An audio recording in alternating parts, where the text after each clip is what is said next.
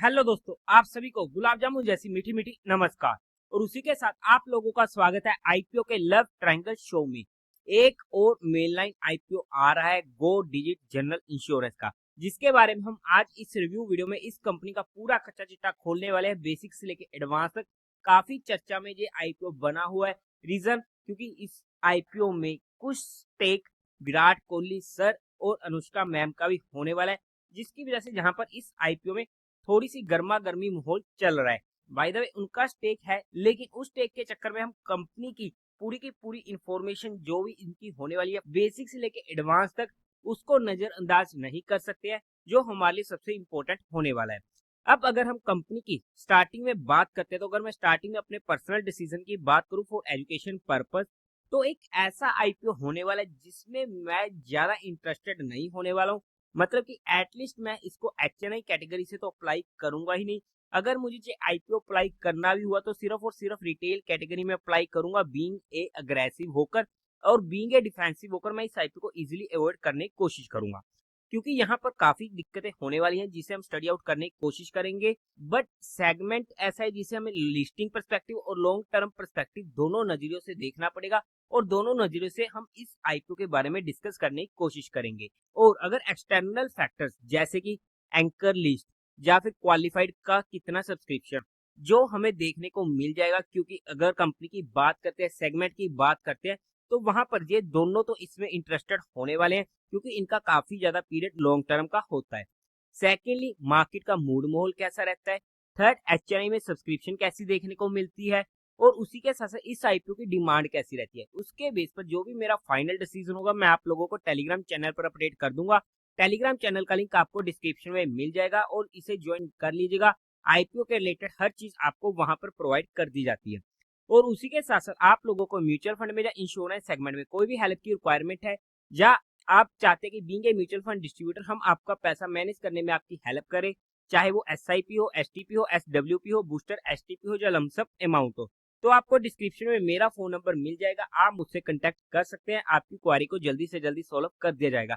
अब आप लोग एक बार इस वीडियो को देख लीजिएगा, समझ लीजिएगा, फिर अपने रिस्क रिवॉर्ड रेशो और माइंडसेट के अकॉर्डिंग अपने फाइनेंशियल एडवाइजर से कंसल्ट करके कोई फाइनल एक्शन बनाइएगा।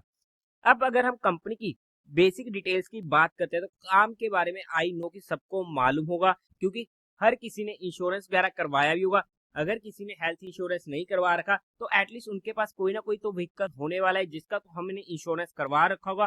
तो बस ये कंपनी हमें हर तरीके के इंश्योरेंस प्रोडक्ट की सर्विस देती है। ये इस कंपनी का मेन काम होने वाला है। तो अगर हम बात करते हैं, 2016 में ये कंपनी इनकॉर्पोरेट हुई थी, और ये एक इंश्योरेंस प्रोवाइडर कंपनी होने वाली है जो ऑफर करती है motor insurance, health insurance, travel insurance, property insurance, marine insurance, liability insurance and other insurance product. और उसी के साथ साथ करंटली कंपनी ने लॉन्च किए 74 active products across all its business line. As of 31 December 2023 company के पास 61,972 पार्टनर्स होने वाले हैं, including 58,532 POSP and other agents. As of December 31, 2023 company के पास 24 स्टेट्स एंड यूनियन टेरिटरी का डिस्ट्रीब्यूशन नेटवर्क होने वाला है, मतलब कि all over pan India network होने वाला है। एज ऑफ दिसंबर 31, 2023 कंपनी के पास 473 एक्टिव बोर्ड्स भी होने वाले हैं। और उसी के साथ साथ कंपनी ऑपरेट करती है 75 ऑफिस में throughout India. As of March 31, 2023 company के पास 3333 एंड दिसंबर 31, 2023 के अकॉर्डिंग 3957 एम्प्लॉयज होने वाले हैं रिस्पेक्टिवली। बट इस कंपनी की दिक्कतें क्या है? देखो, हमने बेसिक डिटेल डिस्कस करी, काम अच्छा है, आने वाले टाइम में ये सेगमेंट काफी ज्यादा ग्रो भी करने वाला है।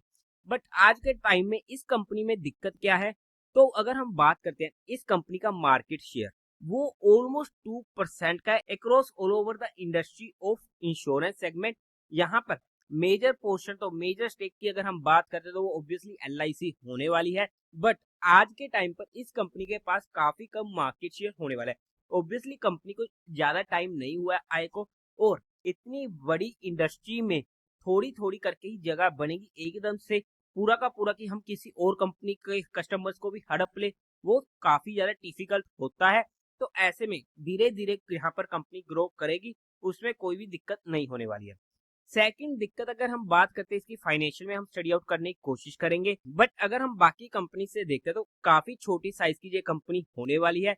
और वहां पर इनके पास मार्केट शेयर भी काफी ज्यादा कम होने वाला है, जो आज के टाइम पर इस कंपनी का नेगेटिव पॉइंट होने वाला है। क्या आने वाले टाइम में बढ़ेगा? नहीं, ऑब्वियसली बढ़ेगा। तो आने वाले टाइम के अकॉर्डिंग अगर हम बात करते हैं लॉन्ग टर्म पर्सपेक्टिव में, वो एक अच्छा सेगमेंट हो जाता है, एक अच्छी कंपनी हो जाती है, क्योंकि जितनी छोटे साइज की कंपनी होगी वहां पर उसके ग्रोइंग की स्पीड उतनी ही ज्यादा होगी। बट उसमें भी एक दिक्कत आई जो हम आगे डिस्कस करेंगे।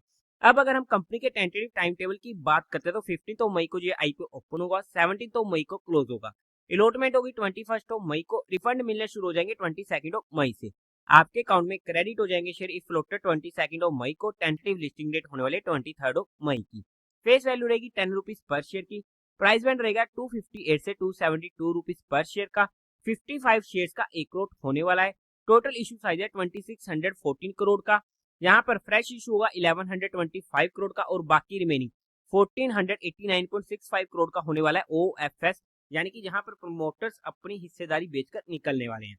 और अगर हम आगे बात करते तो ऑब्वियसली एनएससी बीएससी दोनों पर आईपीओ लिस्ट होने वाला है। कोटा की बात करते तो क्वालिफाइड का 75% का, रिटेल में 10% का और एचएनए में 15% का होने वाला है। लोट साइज में एक लोट रिटेल कैटेगरी में 55 शेयर्स का होने वाला है, जिसकी अमाउंट पड़ेगी 14,960 रुपीज की। स्मॉल एचएनए में मिनिमम 14 लोट्स के लिए अप्लाई करना पड़ेगा, जिसकी अमाउंट पड़ेगी 2,09,440 रुपीज की। बिग एचएनए में 67 लोट्स के लिए अप्लाई करना पड़ेगा, जिसकी अमाउंट पड़ेगी 10,02,320 रुपीज की। अब अगर हम इनके प्रमोटर्स की बात करते हैं तो वहां पर Kamesh Goyal, Go Digit infowork services private limited, Owen venture LLP and FL corporation company के प्रमोटर होने वाले, प्री इश्यू होल्डिंग थी 83.31% की। अब अगर हम कंपनी के मेन मुद्दे की बात करते हैं और कंपनी के मेजर नेगेटिव पॉइंट की बात करते हैं, क्योंकि यहाँ पर तो मुझे काफी ज्यादा जोल देखने को मिला है। जोल इन द सेंस ये नहीं है कि कंपनी अपने फाइनेंशियल में गड़बड़े कर रही है, बट किस तरीके से जहाँ पर इस कंपनी के फाइनेंशियल देखने को मिल रहे हैं मेरी समझ से थोड़ा सा बाहर है, और मेरे यहाँ पर काफी सारे डाउट्स आए हैं। ऑब्वियसली अगर मेरे डाउट्स आए तो मैं ये नहीं कहूंगा कि मुझे ये चीज समझ नहीं आ रही, अगर नहीं आ रही है तो मैं ऑब्वियसली बोल दूंगा, उसमें मुझे कोई भी दिक्कत नहीं है। अगर हम सबसे पहले टोटल असेट की बात करते हैं, 2021 में थे 1874 करोड़ के, जो इंक्रीज होते थे 2024 के पहले 9 मंथ में पहुंच चुके थे 3619 करोड़ के, काफी अच्छी ग्रोइंग रेट है। रेवेन्यू 2021 में 118 करोड़ का नेगेटिव, 2022 में नेगेटिव में 293 करोड़ का। जहां पर तो काफी सारे लोगों को डाउट आ रहा होगा कि कंपनी के रेवेन्यू नेगेटिव में कैसे हो सकते हैं, तो वो इस तरीके से हो सकते हैं यहाँ पर, क्योंकि आपको ही पता होगा कि ये कंपनी में हमें आउटफ्लो या इनफ्लो दोनों देखने को मिलते हैं। आपने कोई इंश्योरेंस लिया, आपने कंपनी को प्रीमियम पे किया, अब आपको उस इंश्योरेंस को कल को क्लेम करना पड़ गया, तो वहां पर आपको कंपनी उस इंश्योरेंस का पैसा वापस देगी, तो वहां पर कंपनी के आउटफ्लो और इनफ्लो दोनों देखने को मिल रहे हैं। तो ऑब्वियसली यहाँ पर इनफ्लो कम हो रहा था, आउटफ्लो ज्यादा हो रहा था, तो हमें यहाँ पर इस कंपनी के रेवेन्यू में नेगेटिविटी देखने को मिला है। 2023 में फाइनली कंपनी के पास इनफ्लो हुआ 39 करोड़ का, और पहले 9th मंथ ऑफ 2024 में 130 करोड़ का। नेगेटिव से पॉजिटिव में आई है, अच्छी बात है, और आने वाले टाइम में ये एक पॉजिटिव इंपैक्ट होने वाला है अगर कंपनी फिर से आने वाले टाइम में भी पॉजिटिव रहती है। प्रॉफिट आफ्टर टैक्स 2021 में था 122 करोड़ का लॉस, 2022 में 295 करोड़ का, 2023 में 35 करोड़ का प्रॉफिट, 2024 के पहले 9th मंथ में 129 करोड़ का प्रॉफिट। अब मुझे समझ जो चीज नहीं आई वो ये थी कि रेवेन्यू भी कंपनी को 39 करोड़ का, प्रॉफिट 35 करोड़ का, 2024 के पहले 9th मंथ में 130 करोड़ का रेवेन्यू, प्रॉफिट 129 करोड़ का। मतलब कि अगर आप ऑलमोस्ट कंपनी के प्रॉफिट आफ्टर टैक्स निकालने की कोशिश करोगे मार्जिन की, तो वहां पर ऑलमोस्ट 100%, ये कैसे पॉसिबल हो रहा है ये मुझे भी थोड़ी सी समझने में डिफिकल्टी हो रही है, बट इट्स ओके। अगर आप लोगों को ये चीज पता है तो कमेंट में बता दीजिएगा, शायद मुझे भी आपसे कुछ सीखने को मिल जाए। नेटवर्थ की बात करते हैं तो 2459 करोड़ की, रिजर्व एंड सरप्लस में 2391 करोड़ के, टोटल बोरिंग्स कंपनी की 200 करोड़ की होने वाली है। ओवरऑल में फाइनेंशियली बात करते हैं तो देखो, जिस तरीके से कंपनी ग्रो कर रही है, नेगेटिव से पॉजिटिव में आ रही है, तो उस तरीके से ये कंपनी के फाइनेंशियल हमें अच्छे देखने को मिल रहे हैं, वहां पर हमें दिक्कत नहीं है। ठीक है, हमें कंपनी में स्टार्टिंग में लॉस देखने को मिल रहा है, बट कंपनी फाइनली प्रॉफिट में भी आ रही है, जो हमारे एक पॉजिटिव पॉइंट हो जाता है। In the perspective of long term listing and के पर्सपेक्टिव से देखते हैं तो ठीक ठाक से फाइनेंशियल हम बोल सकते हैं, जहां पर ज्यादा अच्छे नहीं बोलूंगा। और उसी के साथ साथ इस सेगमेंट की सबसे बड़ी दिक्कत क्या है कि ये सेगमेंट इतनी तेजी से या इतनी स्पीड से ग्रो नहीं हुआ है अभी तक। अगर हम स्टॉक मार्केट के बाकी स्टॉक्स को देखते हैं तो वहां पर हमें इतने अच्छे रिटर्न्स देखने को नहीं मिल रहे हैं, जो हमें सबसे बड़ी दिक्कत देखने को मिलती है।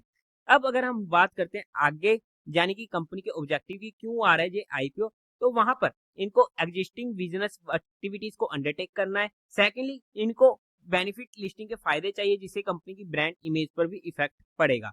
अब अगर हम बात करते हैं कंपनी के फंडामेंटल्स की, तो वहां पर मार्केट कैपिटलाइजेशन होने वाले 24,947 करोड़ की, रिटर्न ऑन एसेट 5.25% की, काफी ज्यादा कम है। प्राइस टू वैल्यू 9.67 की, EPS pre IPO 0.41, post IPO 1.88, काफी ज्यादा कम है।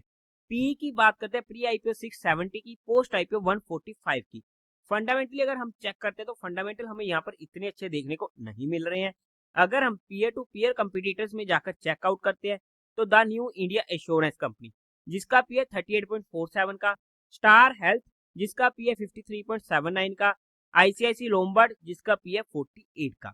उसी के साथ साथ अगर हम इसके जीएमपी की बात करते हैं, तो आज के टाइम पर 15% का हमें देखने को मिल रहा है और कंटिन्यूसली इसका जीएमपी डिक्रीजिंग में हो रहा है, जो एक नेगेटिव इंपैक्ट हमें देखने को मिल रहा है on the perspective of listing gain. अब अगर हम वैल्यूएशन वाइज बात करते हैं, तो वैल्यूएशन वाइज अगर हम 2024 के डाटा को लेकर चलते हैं, तो उसके अकॉर्डिंग बहुत ज्यादा महंगा जी आईपीओ हमें देखने को मिल रहा है, जिसकी वजह से थोड़ा सा अगर मैं लिस्टिंग गेन की सोचूं, तो वहां पर भी मेरा इंटरेस्ट खत्म हो चुका था।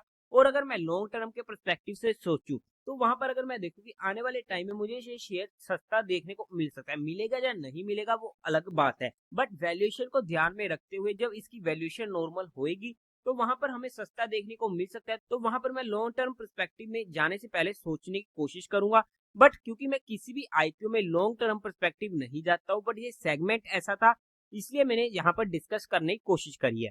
और अगर मुझे लॉन्ग टर्म के पर्सपेक्टिव में जाना भी होता है, तो मैं सिर्फ और सिर्फ म्यूचुअल फंड्स को ही प्रेफर करता हूं, और आईपीओ में सिर्फ और सिर्फ मेरा माइंडसेट होता है लिस्टिंग का। बट हर किसी का माइंडसेट अलग अलग होता है, तो आपको अपने अकॉर्डिंग, अपने रिस्क फैक्टर के अकॉर्डिंग, अपने माइंडसेट के अकॉर्डिंग, अपने फाइनेंशियल एडवाइजर से कंसल्ट करके कोई फाइनल एक्शन लेना चाहिए, क्योंकि हमने यहाँ पर किसी भी तरीके की कोई भी इन्वेस्टमेंट टिप या एडवाइस नहीं दी है।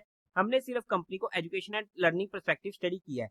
अब आप लोगों का क्या रहने वाला है इसमें एक्शन, वो मुझे कमेंट सेक्शन में बता दीजिएगा। तो देवी और सज्जनों, उम्मीद है आप लोगों को ये वीडियो अच्छी लगी होगी, तो इस वीडियो को लाइक कीजिएगा, शेयर कीजिएगा और साथ ही साथ चैनल को सब्सक्राइब करें। हर हर महादेव।